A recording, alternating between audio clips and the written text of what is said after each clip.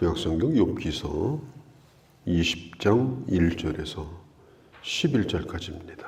20장 오늘 본문과 그 다음에 볼 본문, 우리가 두 번에 걸쳐서 악인에 대한 욥의 친구 소발의 소견, 그러니까 악인은 어떻게 되는가, 소발의 의견이 이제 두 번 계속되는데 오늘 첫 번째 시간입니다. 근데 문제는 뭐냐면 욥을 악인으로 규정을 해놓고 욥이 이렇게 될 거라는 겁니다.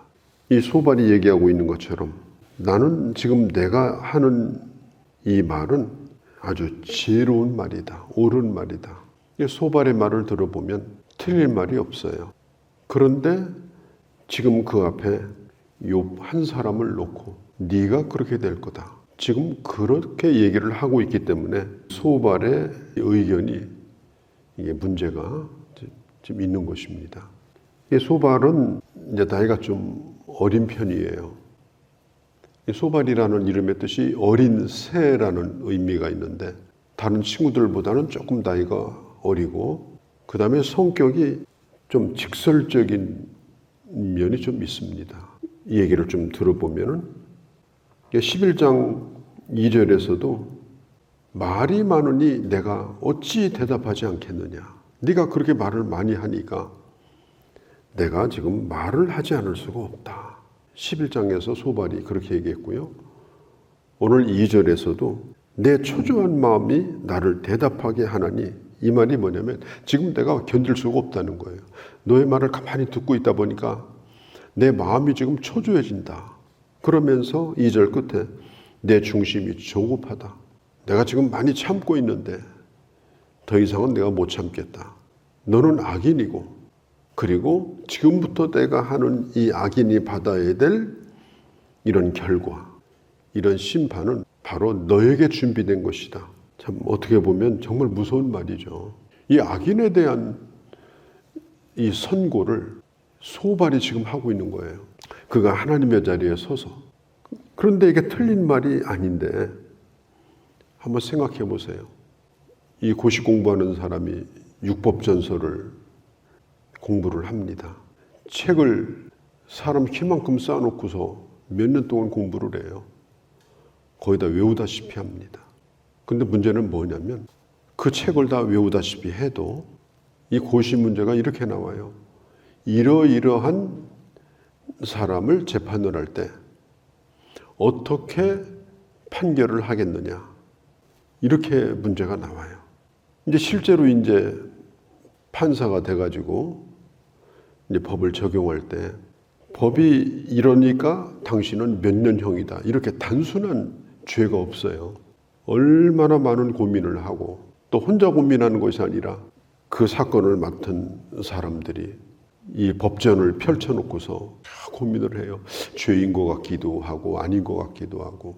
단순하게 오늘 소발의 이런 얘기는 그냥 책 조금 읽고 옛날 지혜로운 사람 얘기 좀 듣고 신학적으로 좀 공부 좀 하고 이러면 이 정도 얘기는 그냥 아무나 할 수 있는 얘기예요. 따지고 보면 지금 이 욥이라고 하는 사람이 지금 처해 있는 처지, 지금 욥은 대단히 복잡한 상황이잖아요.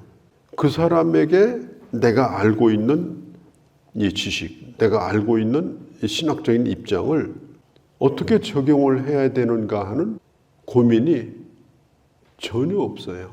그런 생각조차 없어요. 그냥 책에서 본 대로, 그냥 책에서 읽은 대로 너는 악인이니까 일반적으로 악인이 받는 이런 심판을 넌 받아야 된다. 그런 논리를 가지고 이렇게 얘기를 하고 있는 거. 참 이게 오늘 이 소발의 문제입니다. 우리도 마찬가지 아닙니까? 우리도 나름대로 지식이 있고 또 배운 게 있고 또 나름대로 기준이 있습니다. 윤리적 기준도 있고. 그런데 그걸 어떤 사람에게 고민하며 적용하지 않고 읽은 대로, 들은 대로, 아는 대로 그렇게 얘기를 한다면 그 사람이 당신 얘기는 나하고 별 상관이 없는데 그러면 받아들이지 않습니다. 그 사람이 변화되지 않아요. 치료되지 않아요.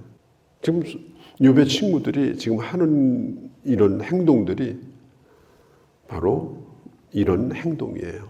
오늘 2절에도 보면은 소발이 말하고 싶어서 지금 아주 초조하대요. 빨리 말하고 싶은데 또 말하고 싶어서 지금 조급하대요. 이 사람이 말하고 싶어서 못 견딜 때는요, 한 두어 가지가 있는데, 첫 번째는 성령 충만할 때. 성령 충만하면요, 사람이 말이 많아집니다. 사람들만 있으면 말을 해요. 말을 하고 싶어서 못 견뎌요. 내가 은혜 받은 말씀, 내가 알고 있는 예수 그리스도, 하나님이 어떤 분인가. 사도행전 2장에 보면은 오순절날 사람들이 성령 충만함을 받아요. 그리고 성령의 말하게 하심을 따라서 그들이 말을 해요. 그런데 거기에 모여있던 사람들이 다 외국에서 온 순례자들인데 말이 다른데 그 사람들의 말을 자기 나라 말로 다 알아들어요. 저는 이걸 보면서 어떤 사람이 성령 충만하면 이게 말의 기술이 필요 없는 것 같아요. 정말 성령 충만하면 말의 기술이 아니라 하나님께서 함께 하시기 때문에 어떻게 말하든지 상대방에게 그게 전달이 되고 어떻게 말하든지 그 사람이 감동을 받고, 그러니까 말을 잘하는 기술보다도 내가 영혼을 사랑하는 뜨거운 마음, 그리고 성령께서 나와 함께하는 그 충만한 심령, 그게 무엇보다도 참 중요하다 하는 거고요. 말이 많아지는 경우는 이게 걱정 근심이 많아지면 말이 많아져요. 누군가에게 얘기하고 싶은 거예요. 하소연하고 싶은 거예요. 그러니까 성령 충만할 때도 말이 많아지지만 은혜가 탁 떨어질 때도 말이 많아져요. 주로 무슨 말을 하느냐? 불평하는 거, 누구 원망하는 거, 누구 때문이라는 거. 같은 말이지만 한쪽은 사람을 살리는 말, 한쪽은 자기도 죽고 남도 죽이는 말. 지금 이 소발 같은 경우는 악인이 어떻게 될 것인가, 악인의 운명을 지금 얘기를 하고, 그리고 욥에게 교훈을 주려고 합니다. 이 얘기를 하게 된 이유가 뭐냐? 욥이 하는 얘기가 너무나 가소로운 거예요. 바로 앞에 있는 19장에 보면 욥이 뭐라고 말하죠? 내 몸이 지금 이렇게 썩어가고 있는데 내가 죽게 되면 나의 구속자를 내가 보게 될 것이다. 그분은 나의 변호자다. 그분은 나의 증보자다. 그분이 나를 구원한다. 나는 그걸 확신한다. 이런 얘기를 들으니까 이 소발이 욥이 하는 얘기가 마음에 안 드는 거예요. 자기가 볼 때는 욥이 죄인인데 소발 자신도 갖지 못한 신앙, 소발 자신도 가지고 있지 못한 확신을 그런 욥이 가지고 있는 거예요. 자기보다 믿음이 더 좋아요, 욥이. 그러니까 이 소발이 그런 게 싫은 겁니다. 이게 은혜가 없고 지식만 있는 사람은 은혜 받은 사람 얘기를 별로 좋아하지 않아요. 이게 소발이 지금 그런 입장이거든요. 친구들의 그 욥의 말에 분노를 하는 거예요. 저 입을 닥치게 만들어야지. 악인이 어떻게 된다는 걸 내가 확실하게 보여줘야지. 그러면서 나중에는 아주 써서는 안 되는 저속한 말까지 썼어요. 뭐라고? 너는 똥이야. 7절에 보면 너는 똥이야. 너는 사람이 아니야. 너는 반드시 치워야 돼. 너는 냄새나는 존재야.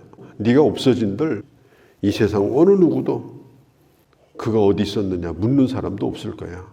네가 바로 그런 존재야. 이거 얼마나 심한 얘기입니까? 얼마나 이게 저속한 말이에요. 하박국 선지자가 하나님을 향해서 굉장히 말이 많았죠. 왜냐하면 악인이 잘 되는 거 보고. 그러니까 이스라엘 나라는 늘 어렵고 하나님이 없는 주변 나라는 그냥 잘 되는 거예요. 그리고 자기를 괴롭히는 거예요. 이스라엘을. 나보다 더 악한 사람이 와서 나를 치는 거예요. 그러니까 억울한 마음이 들죠. 그때 하박국이 질문을 계속해서 던지니까 악인이 형통한 거 이런 거 가지고 고통을 받지 말라. 너는 의인이 아니냐. 의인이 할 일은 악인의 형통 가지고 불평하는 것이 아니라 유명하죠. 하박국서 2장에 보면 의인은 믿음으로 말미암아 살아야 된다. 네가 할 일은 믿음으로 사는 거야. 그런 거 가지고 불평하고 상처받고 그렇게 하지 말라. 너는 나를 믿어라. 내가 하고 있는 일에 대해서 의심을 품지 말라. 우리가 살다 보면은 이런 경우가 많이 있죠. 그러나 분명한 것은 하나님은 오늘도 일하고 계시다. 시원하게 답은 해주지 않지만 시원스럽게 말씀해주지 않는다고 답답해할 필요가 없는 거예요. 저도 젊었을 때에 이 세상의 부조리, 또 이 교계의 부조리, 왜 기독교는 썩었냐, 뭐 이런 거, 그게 굉장히 고통스러웠어요. 그냥 불평스러운 것이 아니라 가슴이 아플 정도로 고통스러웠어요. 그래서 하나님을 향해서 왜 목사님들은 저렇습니까?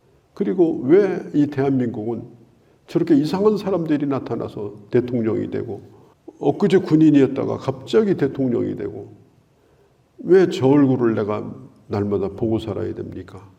젊었을 때 많은 날을 그렇게 고통스러워했던 때가 있었어요. 그리고 벌써 수십 년이 지났습니다. 근데 지나고 보니까 그런 과정을 거치고서야 결국 오늘이 있는 것이구나. 이걸 지나고 나서야 깨닫는 거예요. 그것은 과정일 뿐이었어요. 그런 가운데서도 하나님은 일하고 계셨어요. 그러나 그 순간은 너무 힘들었어요. 저는 불평보다도 고통스럽더라고요. 그런 시대가 아마 지금도 이 세상을 보면서 그런 고통을 가지고 있는 사람이 있을 겁니다. 그러나 분명한 것은 악한 자는 악한 대로, 선한 자는 선한 대로 하나님께서 그 뜻을 이루는데 필요한 사람들이다. 그러나 결국은 악한 자가 승리하는 건 아니다. 그런 확신을 가지고 우리가 이 역사를 바라보고 시대를 바라볼 필요가 있습니다. 그렇지 않으면 이 불평을 입에다 달고 다닐 수밖에 없어요. 우리가 이 은혜 생활을 하는데 그렇게 큰 도움이 되지 않습니다. 이 악인의 대상이 지금 심지어 이 소발은 욥을 악인으로 지금 규정을 하는 거예요. 이해도 못하고요. 제자들도요, 예수님을 따라다니면서 이것저것 들었잖아요. 아는 게 좀 생겼어요. 또 자기 입장도 생겼어요. 한 번은 가다가 맹인이 앞을 못 보는 사람이 구걸을 하니까 참 얼마나 불쌍합니까? 좀 도와줘야 되겠다. 이런 마음을 품으면 좋은데 그게 아니고 예수님에게 묻는 거예요. 예수님, 지금 저자가 앞을 못 보고 있는 거 저자의 죄입니까? 저자의 아버지의 죄입니까? 그 얼마나 뚱딴지 같은 거예요.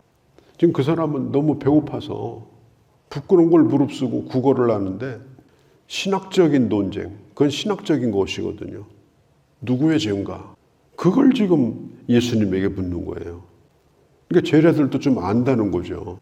모르는 사람은 그런 질문도 하지도 않아요. 그때 예수님이 하신 말씀이 저건 누구의 죄도 아니다. 하나님이 하시는 그 일, 하나님의 영광을 드러내기 위한 것이다. 우리가 다 이해할 수 없는 거다. 저런 일을 통해서도 하나님은 영광을 드러내신다. 사람의 재난, 다른 사람의 고통을 가지고 이렇게 논쟁거리로 삼고 이렇게 하는 것은 옳은 것이 아니다. 이 소발은 아주 강력하게 틀리지 않는 얘기를 계속 하고 있습니다. 욥은 신앙 고백을 한 거죠. 구속자는 살아계시다. 나는 그분을 믿는다. 그리고 내가 죽는다 할지라도 저승사자가 나를 데리러 오는 것이 아니고 나는 그분을 만난다. 나는 그걸 확신한다. 내가 안다. 나는 분명히 알고 있다. 이 욥의 이 신앙 고백이 참 얼마나 참 감동이 됩니까? 그런데 그걸 듣고도 이 소발은 반론을 제기하고 싶어가지고 안달이 나는 거예요. 아멘 이렇게 하면 되는데 저자의 입에서 어떻게 감히 저런 얘기가 나오느냐, 저 더러운 입에서 저런 고백을 할 수 있느냐, 이런 식으로 아주 이상하게 생각을 한 거예요. 악인의 입에서 나올 수 없는 말이다 이렇게. 그래서 악인이 어떻게 되는가. 이제 그런 얘기를 여기 쭉 이렇게 하고 있는 것입니다. 3절에 보니까 내가 나를 부끄럽게 하는 책망을 들었으므로, 지금 이 소발이 솔직히 얘기합니다. 네 얘기를 들을 때 내가 부끄러웠다.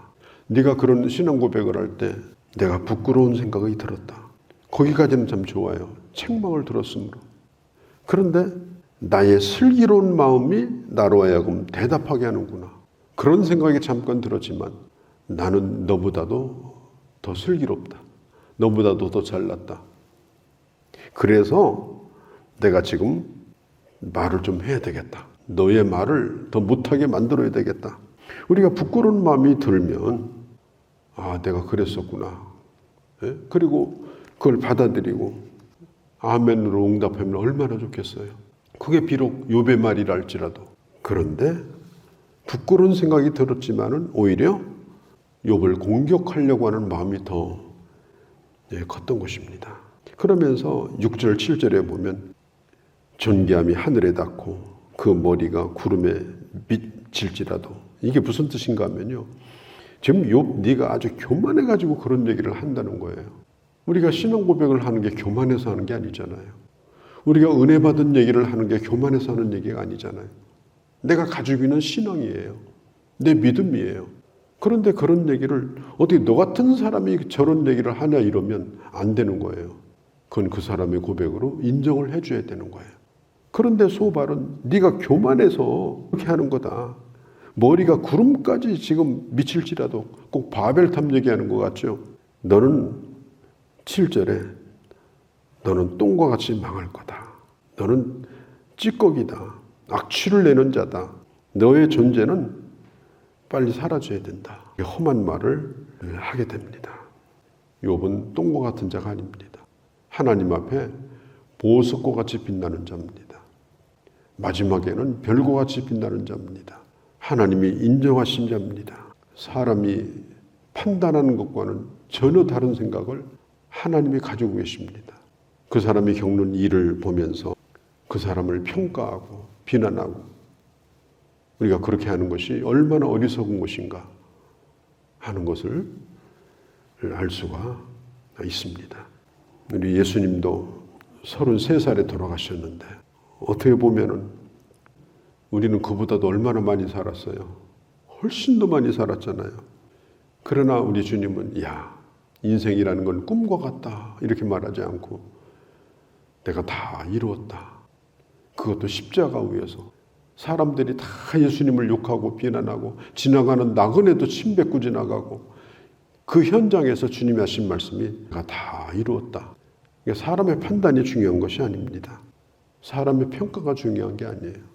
세상이 어떻다 할지라도 우리가 하나님 인정하는 사람으로 살아가는 그런 주님의 자녀들이 되어주시기를 바랍니다. 거룩하신 우리 아버지, 오늘 소발이 가지고 있는 이 논리는 법의 책에 나와 있는 논리입니다.